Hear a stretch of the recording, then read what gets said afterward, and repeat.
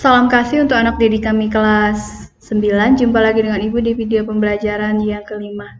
Apa kabarnya? Semoga tetap sehat dan tetap semangat belajar di rumah ya. Anak-anak yang terkasih di dalam Kristus, hari ini kita akan belajar tentang pembelajaran 5, yaitu temanya iman dan kebersamaan dalam jemaat. Iman pertama-tama dan terutama itu menyangkut hubungan manusia dengan Allah. Jadi ada hubungan antara manusia dengan Allah, ada relasi yang terjadi antara manusia dengan Allah. Relasi itu terjadi biasanya melalui doa dan juga melalui sesama. Dalam iman, manusia menyadari dan mengakui bahwa Allah yang tak terbatas memasuki hidup manusia yang serba terbatas, menyapa dan memanggilnya. Disinilah peran iman bagi manusia. Karena dengan adanya iman, manusia itu bisa menyadari kehadiran Allah di dalam hidupnya. Jadi hidup beriman itu memiliki dua sifat, yaitu sifat pribadi atau personal, yang artinya iman itu menyangkut hubungan pribadi antara manusia dengan Allah. Kemudian, iman yang bersifat sosial artinya iman itu diungkapkan dan diwujudkan dalam kebersamaan dengan jemaat. Jadi kalau yang bersifat pribadi atau personal itu hubungan antara satu orang dengan Allah, antara pribadi dengan Allah. Sedangkan yang bersifat sosial artinya hubungan antara satu orang atau satu pribadi itu terhadap sesama atau dengan orang lain. Kemudian anak-anakku yang terkasih, jadi pentinglah kita memiliki iman yang bersifat personal sekaligus iman yang bersifat sosial. Dengan mengembangkan sifat sosial, iman kita akan semakin terlibat pada rencana Allah untuk menyelamatkan manusia dan membuat kita semakin sosial. Jadi, jika kita mengembangkan iman kita yang bersifat personal dan sosial, maka kita akan mampu berelasi dengan Allah dan juga berelasi dengan sesama. Sehingga apa yang menjadi kehendak Allah itu juga dapat terlaksana di dalam kehidupan kita. Maka, anak-anak yang terkasih, kedua-duanya penting untuk dimiliki agar berjalan secara seimbang.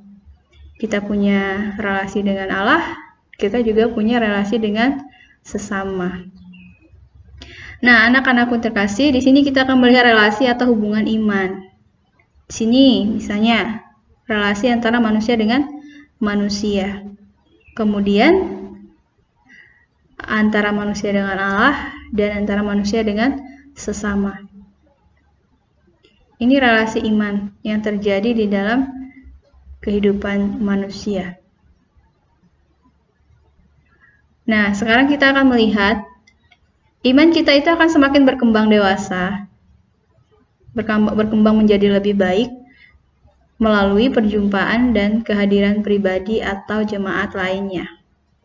Jadi, iman kita itu akan semakin berkembang jika kita punya relasi dengan orang lain, misalnya dengan keluarga, dengan lingkungan, dengan stasi, paroki, maupun dengan tingkatan lainnya. Itu dapat membantu mengembangkan iman kita. Nah, anak-anakku yang terkasih, iman kita bertumbuh dan berkembang itu karena peran umat, baik dalam keluarga, seperti yang Ibu kasih tahu, seperti yang Ibu bilang tadi, di dalam lingkungan, stasi, paroki, dan keuskupan. Sekarang kita akan melihat secara bersama-sama bagaimana hubungan iman itu di dalam masing-masing peranan tersebut. Nah, yang pertama, di dalam keluarga. Keluarga itu adalah gereja kecil yang merupakan jemaat yang paling dasar.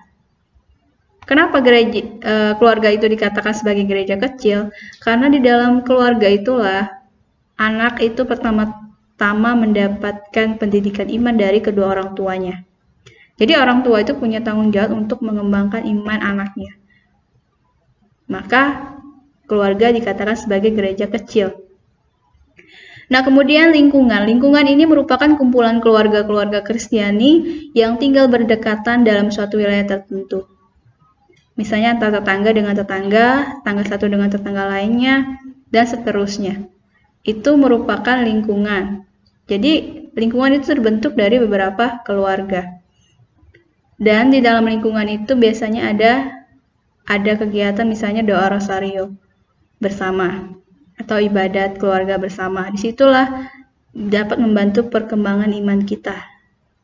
Kemudian yang ketiga itu stasi. Stasi itu persekutuan lingkungan-lingkungan atau wilayah-wilayah yang berdekatan dan mempunyai kemampuan menjadi paroki. Jadi paroki itu terbentuk dari stasi-stasi inilah. Nah, di dalam stasi ini kegiatannya lebih luas lagi dari lingkungan. Misalnya di dalam stasi itu ada rekoleksi bersama misalnya. Nah, di dalam rekoleksi itu bisa membantu memperkembangkan iman umat, sehingga iman kita semakin berkembang. Dan yang keempat itu paroki.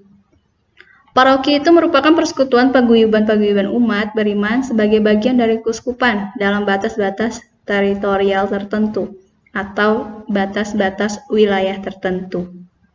Paroki itu terdiri dari beberapa stasi dan sebuah paroki digembalakan oleh uskup dalam wilayah keuskupan.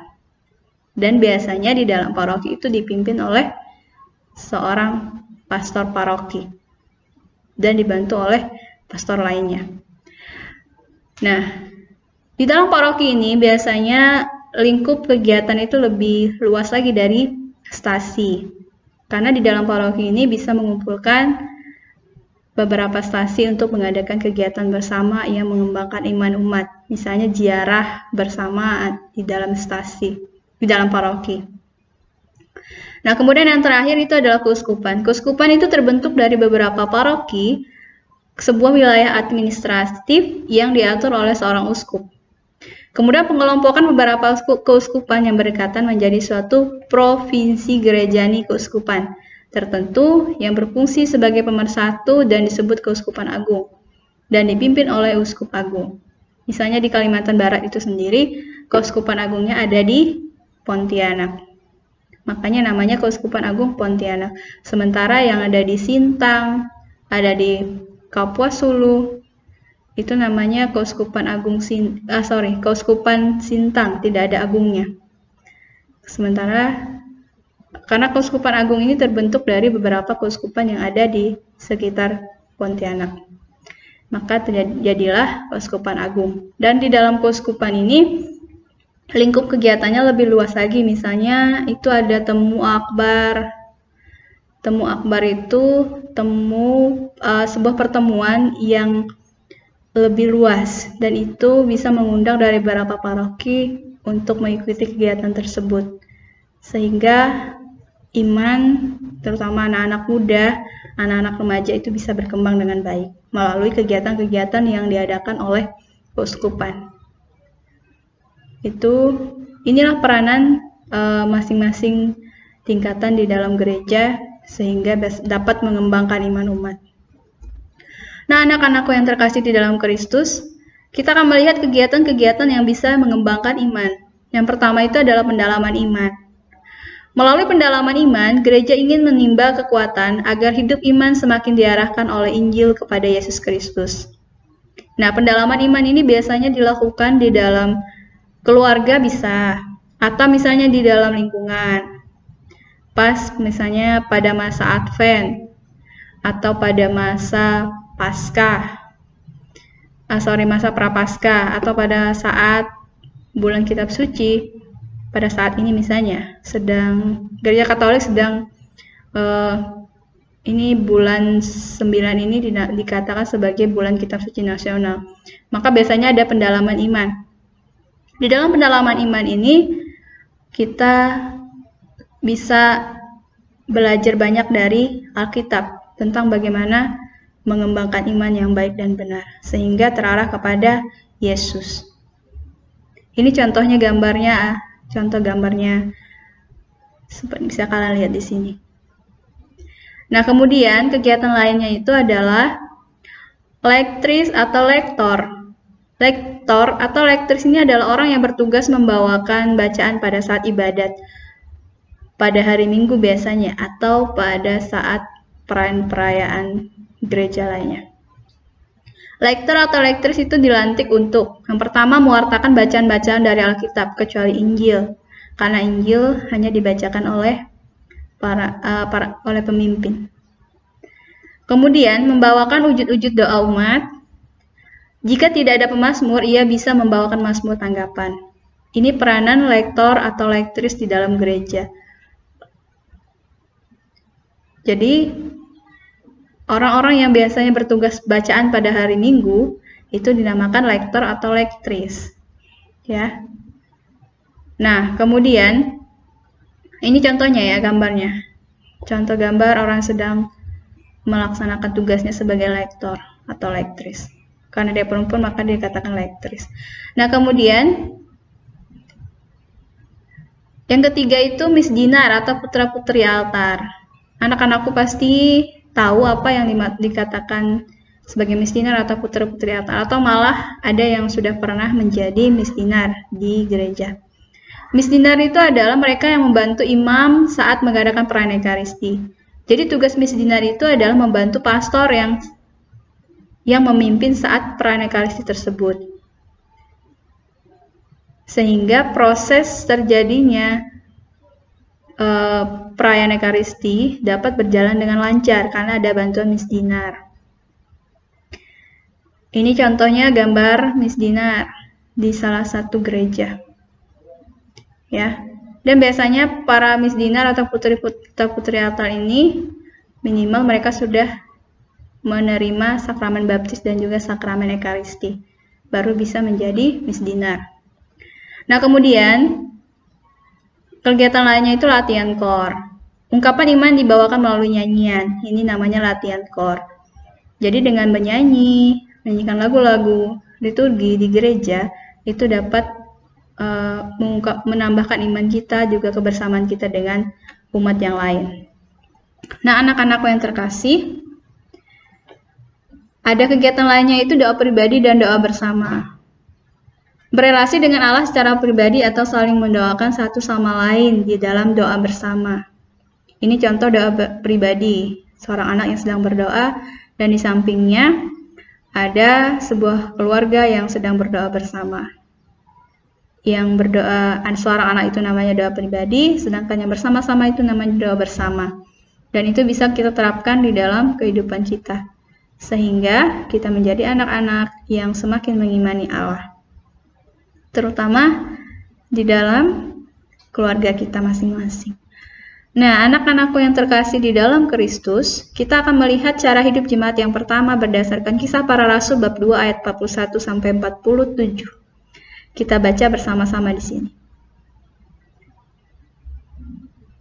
Orang-orang yang menerima perkataan itu memberi diri dibaptis, dan pada hari itu jumlah mereka bertambah kira-kira 3.000 jiwa.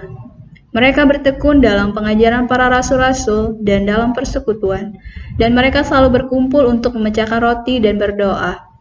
Maka ketakutanlah mereka semua, sedang rasul-rasul itu mengadakan banyak mukjizat dan tanda. Dan semua orang yang telah menjadi percaya tetap bersatu, dan segala kepunyaan mereka adalah kepunyaan bersama. Dan selalu ada dari mereka yang menjual harta miliknya, lalu membagi-bagikannya kepada semua orang sesuai dengan keperluan masing-masing. Dengan bertekun dan dengan sehati, mereka berkumpul tiap-tiap hari dalam bait Allah. Mereka memecahkan roti di rumah masing-masing secara bergilir, dan makan bersama-sama dengan gembira dan dengan tulus hati, sambil memuji Allah, dan mereka disukai semua orang, dan tiap-tiap hari Tuhan menambah jumlah mereka dengan orang yang diselamatkan. Demikianlah sabda Tuhan. Syukur kepada Allah. Nah, anak-anakku yang terkasih, makna yang dapat kita ambil dari bacaan yang baru saja kita bacakan, itu berdasarkan Kisah Para Rasul bab 2 ayat 41 sampai 47. Yang pertama adalah orang-orang yang mendengar pengajaran para rasul menjadi percaya dan beriman kepada Yesus. Jadi melalui pengajaran yang dilakukan oleh para rasul itu bisa membuat hati umat itu terpanggil untuk mengimani Yesus. Kemudian iman dinyatakan dengan kesediaan menerima pembaptisan. Jadi kalau kita sudah beriman, sudah percaya kepada Kristus, maka harus kita tandai, kita materaikan dengan pembaptisan, sehingga kita sah menjadi warga gereja Katolik, atau sah menjadi anak-anak Allah. Kemudian setelah dibaptis, mereka tidak berdiam diri, tetapi mengembangkan iman dengan cara, misalnya berdoa bersama, bertekun dalam persekutuan, bertekun dalam pengajaran para rasul, berkumpul untuk merayakan Ekaristi. Jadi itu kegiatan-kegiatan yang dilakukan setelah dia menerima pembaptisan. Jadi dia tidak hanya setelah dibaptis, kemudian tidak melakukan apa-apa. Tidak, jadi dia berbuat sesuatu, sehingga mengembangkan imannya. Nah, anak-anakku yang terkasih, pengalaman hidup pengalaman hidup beriman itu berkembang dalam jemaat tampak dalam buah-buah iman mereka. Yang pertama, mereka semakin disukai banyak orang. Kemudian mereka semakin bersatu dan seia sekata, merasakan kegembiraan dan ketulusan hati, saling memperhatikan dan saling berbagi milik mereka sehingga tidak ada yang kekurangan. Mereka makin memiliki relasi dengan Allah yang makin kuat sehingga membuat mereka makin rajin beribadat. Jadi pengalaman ini yang membantu mereka mengembangkan imannya. Nah, kita juga di dalam kehidupan kita juga harus bisa meneladani teladan kehidupan para rasul. Sehingga apa yang kita lakukan itu bisa menjadi berkat bagi orang lain. Nah, anak-anakku yang terkasih, pengalaman hidup beriman yang dikembangkan dalam gereja perdana seharusnya mendorong kita sebagai remaja Katolik, sebagai anak-anak Allah untuk yang pertama terlibat secara aktif dalam upaya mengembangkan iman dalam keluarga. Caranya bagaimana? Misalnya, mengajak orang tuanya pergi ke gereja, atau mengajak orang tuanya berdoa bersama di dalam keluarga. Kemudian membiasakan diri dengan mengajak anggota keluarga untuk berdoa bersama. Terlibat secara aktif dalam kegiatan di lingkungan atau gereja seperti berdoa rosario, latihan kor, kepanitiaan hari-hari besar gereja, contoh ikut kepanitiaan Natal, kepanitiaan Paskah, dan lain-lain. Itu bentuk dari bahwa kita ingin mengembangkan iman kita. Nah, anak-anakku yang terkasih di dalam Kristus, kebiasaan yang dapat kita lakukan untuk mengembangkan iman. Ini kebiasaan-kebiasaan yang harus kita lakukan. Yang pertama, bila kita ingin agar iman kita dapat selalu berkembang, maka pentinglah kita mengusahakan hidup bersama secara harmonis dengan semua orang dan dalam jemaat beriman atau umat. Jadi kita hidup secara damai, tenang dengan semua orang, tidak membuat perselisihan dengan siapapun, terutama dengan orang-orang yang ada di sekitar kita. Kemudian, kita mempunyai tanggung jawab pribadi untuk mengembangkan iman kita sendiri. Karena iman kita yang miliki, maka kita yang punya kemampuan untuk mengembangkan iman kita sendiri. Tetapi karena perkembangan iman kita juga diupayakan oleh umat, maka kita mempunyai tanggung jawab pula untuk ambil bagian dalam mengembangkan iman sesama umat. Jadi kita tidak hanya mengembangkan iman kita sendiri, tetapi kita juga harus membantu mengembangkan iman sesama kita. Misalnya dengan cara saling menguatkan atau misalnya belajar Alkitab bersama-sama sehingga iman kita semakin berkembang.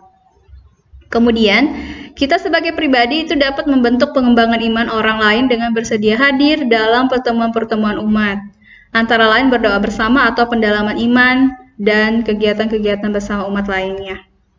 Dan yang terakhir, salah satu kekuatan gereja dan perkembangannya justru terletak pada kuatnya kelompok kecil dari jemaat beriman itu sendiri. Jadi kalau dari kelompok kecil itu sudah bisa bersatu, mengembangkan iman, maka semakin ke arah yang lebih tinggi, misalnya ke tingkat stasi atau paroki, maka itu akan semakin berkembang. Kita mulai dulu dari kelompok yang kecil.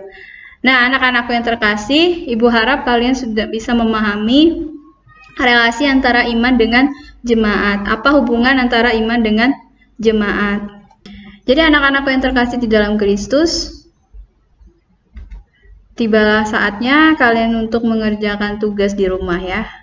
Yang pertama, jelaskan beserta berikan contoh menurutmu, apa peran keluarga dan peran umat atau jemaat terhadap perkembangan imanmu. Jadi, kamu harus bisa menjelaskan dengan contoh. Apa sih peranan keluarga dan juga umat lainnya terhadap perkembangan imanmu, sehingga iman kamu bisa berkembang. Kemudian yang kedua, kerjakan LKS Agama Katolik halaman 35 dan 36 bagian 1 yang terdiri dari 10 pilihan ganda. Jadi kalian mengerjakan hanya pilihan gandanya saja dan langsung dijawab, tidak usah ditulis soalnya. Ibu harap dua soal ini bisa kalian kerjakan dengan sungguh-sungguh dan kerjakan dengan penuh tanggung jawab. Kemudian yang terakhir, ada sedikit kata-kata yang bisa membantu menguatkan kalian. Hati yang gembira adalah obat yang manjur, tetapi semangat yang patah mengeringkan tulang. Itu ada di dalam Amsal bab 17 ayat 22. Jadi semoga hati kita selalu dipenuhi dengan kegembiraan. Jadi cukup sekian video pembelajaran hari ini. Sampai jumpa di video pembelajaran selanjutnya. Terima kasih, Tuhan Yesus memberkati. Amin.